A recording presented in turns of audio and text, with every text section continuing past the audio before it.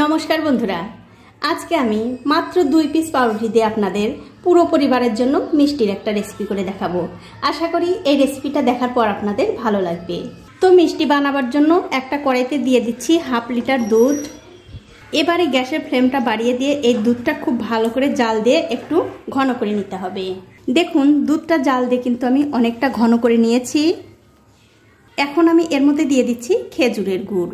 আমি এখানে খেজুরের গুড় দিচ্ছি, আপনারা চাইলে কিন্তু চিনি দিয়েও করতে পারেন।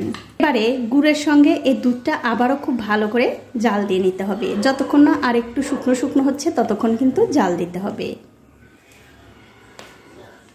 দেখুন দুধটা কিন্তু অনেকটা ঘন হয়ে গেছে। এখন দেখতে পাচ্ছেন এখানে আমি 2 পিস পাউরুটি নিয়েছি। এখন এই পাউরুটিগুলো একটু হাত দিয়ে ছোট ছোট করে ছিঁড়ে নেব। পাউরুটিগুলো ছিঁড়ে নেবার পর গ্যাসের ফ্লেমটা মিডিয়ামে রেখে এই পাউরুটিগুলো দুধের মধ্যে দিয়ে দিচ্ছি।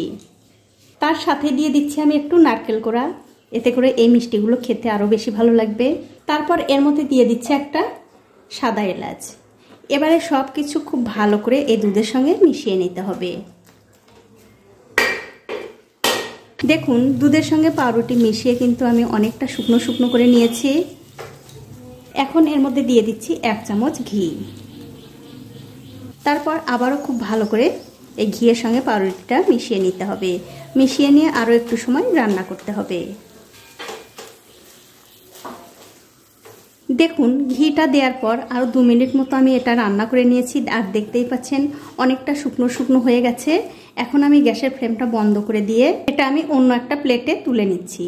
আর যে প্লেটে আপনারা তুলবেন অবশ্যই কিন্তু বন্ধুরা একটু ঘি লাগিয়ে নেবেন, তাহলে যখন আপনারা এই মিষ্টিটা প্লেট থেকে তুলবেন খুব সহজেই উঠে আসবে।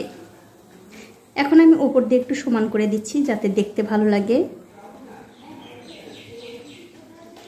দেখুন আমি কিন্তু খুব সুন্দর করে সমান করে দিয়েছি। এবারে আমি এর ওপর দিয়ে দিয়ে দিচ্ছি কাজু আর কিশমিশ, এতে করে দেখতে ভালো লাগবে।